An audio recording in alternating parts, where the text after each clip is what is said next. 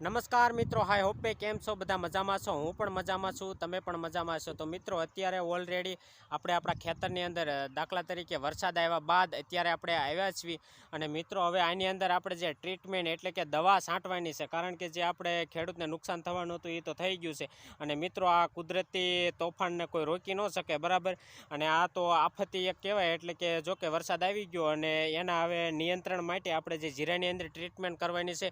તો મિત્રો ઓલરેડી અત્યારે આપણે આ જીરાની અંદર જ ઊભા છીએ અને જે આમાં ટ્રીટમેન્ટ કરવાની છે તે આપણા વ્લોગની અંદર બતાવીશું, અને કઈ દવા છાંટવી છે એ પણ આપણા વ્લોગની અંદર બતાવીશું. કારણ કે મિત્રો જો અત્યારે જે આ વરસાદ આવી ગયો છે, બરાબર, એનો તો વાંધો નહીં, ભલે હવે આવી ગયો વરસાદ, આવ્યા પછી હવે આની ઉપર ઝાકળ ઓછો બેસે એવું આપણે કામ કરવાનું છે. તો એની માટેના અલગ અલગ પાવડર આપણે લાવ્યા છીએ અને એ બધા પાવડર છાંટીશું.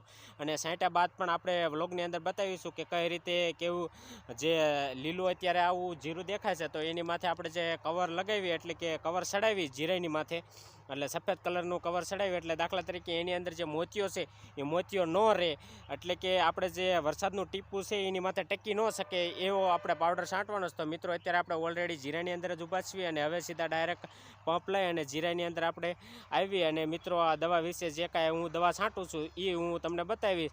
જો મિત્રો તમને યોગ્ય લાગે તો પણ તમે પણ યુઝ કરી શકો છો. ખેડૂત મિત્રો, આજે જે હું મારા જીરાની અંદર જે દવા છાંટી રહ્યો છું તે આપણા વ્યુઅર્સ મિત્રોને હું બતાવવાનો પ્રયત્ન કરી રહ્યો છું. તો મિત્રો જો આપણે આના જે આપણે આ ડોલ છે એની અંદર ડાયથેનેમ 45 500 ગ્રામ આપણે નાખી દીધો છે, બરાબર.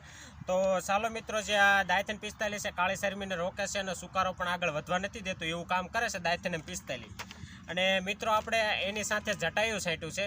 તો કે જો કે જટાયું રહ્યું આપણે જે જીરાની અંદર જટાયું એટલે કે આ 250 ml છે, બરાબર. તો 250 ગ્રામ આપણે આની અંદર નાખી દીધું. 250 ml નહીં, સોરી મિત્રો, 250 ગ્રામ આની અંદર આપણે એડ કરી દીધું છે, બરાબર. તો જો કે આ માનવામાં આવે તો આ ડુંગળી છે, પછી કેળા છે, ટમેટી છે, ગાજર છે, દ્રાક્ષ છે, બટેટા છે અને મરચીમાં પણ આનો યુઝ કરી શકાય છે મિત્રો. કારણ કે આનું રિઝલ્ટ શું છે કે જો આપણે જટાયું છાંટવી તો એનાથી જે ટાઢક મળે છે આપણા જે છોડને એ, અને બીજા નંબરમાં કે ઠંડી માટે અને રક્ષણ કરી શકે એવું કામ કરે છે. તો મિત્રો આ જટાયું પણ એક કામ કરે છે, તો આપણે જટાયું પણ અંદર એડ કર્યું છે.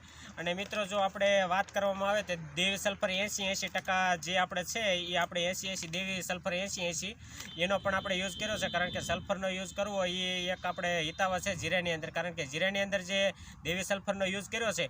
જો કે મિત્રો આ જે વરસાદનો માહોલ છે અને વરસાદી માહોલની અંદર જો ટક્કર ઝીલે એટલે કે ઠંડી છે વરસાદથી, એટલે કે આ એનો જે પટ ચડાવવામાં આવે એટલે જીરાની અંદર જો પટ ચડી જતો હોય છે મિત્રો, તો જીરામાં પટ ચડી જાય તો આની ઉપર ઝાકળ બેહવાનો પ્રશ્ન ઓછો રહેશે. અને બીજા નંબરમાં કોઈ મોતીઓ જે પાણીનું ટપકું થાય છે એ થતું નથી હોતું. તો મિત્રો આપણે દેવી સલ્ફરનો પણ યુઝ કરવાના છીએ, એટલે કે આપણે 500 ગ્રામ પણ આની અંદર એડ કરી દીધો છે મિત્રો ઓલરેડી. અને મિત્રો જે આપણે એકતારાની વાત કરવી તો એકતારા પણ આપણે થ્રિપ્સ માટે ઉપયોગ કર્યો છે, બરાબર. તો થ્રિપ્સ માટે આપણે એકતારાનો ઉપયોગ કર્યો, મોલો મસી થ્રિપ્સ માટે આપણે એકતારાનો ઉપયોગ કર્યો છે. તો આની અંદર આપણે 10 પંપની દવા બનાવી છે મિત્રો. જો 10 પંપની દવા બનાવી છે એની અંદર આપણે આને આપણે 10 ગ્રામ એટલે એક પંપે 10 ગ્રામ એટલે 100 ગ્રામ આની અંદર એડ કરી દીધી. તો મિત્રો અત્યારે હવે આપણે આ ડોઝ કમ્પ્લીટ તૈયાર થઈ ગયો છે. અને મિત્રો આ જો આપણે ડોઝ તૈયાર કરી વાળ્યો છે, બરાબર. જો દાખલા તરીકે આની અંદર 10 ડબલા નાખી અને ડોઝ તૈયાર કરી નાખ્યો છે અને આવી રીતનો આનો ઘોળ બન્યો છે. અને મિત્રો આવી રીતે આ જે ઘોળ બન્યો છે એ આપણે જીરાની અંદર છંટકાવ કરવાનો છે. અને છંટકાવ કર્યા બાદ પણ આપણે જીરાની અંદર બતાવીશું કે એનો કેવો કલર આવે છે અને કેવો પટ લાગે છે. તો ચાલો મિત્રો હવે સીધા ડાયરેક્ટ જીરામાં જઈને જ મળીએ. મિત્રો અત્યારે ઓલરેડી આપણે જે આની અંદર મિક્સ કર્યું હતું, બરાબર, બધા પાવડર અંદર એડ કરી દીધા છે. અને જ્યારે આપણે પંપ ભરવાનો હોય ત્યારે આવી રીતનું આપણે જે પાવડર છે એને હલાવવો પડતો હોય છે. તો મિત્રો જો આપણે આ એક ડબલાનું માપ હતું, બરાબર, તો એક ડબલું ભરી અને આપણે નાખવાનું, કારણ કે 10 ડબલા આપણે આની અંદર એડ કર્યા છે. તો મિત્રો આ એક ડબલું અત્યારે આપણે સીધું ડાયરેક્ટ આમાં એડ કરી દેવી. અને એડ કર્યા પછી આપણે સીધું ડાયરેક્ટ આપણે પાણી એડ કરીશું અને પંપ પણ ભરીશું.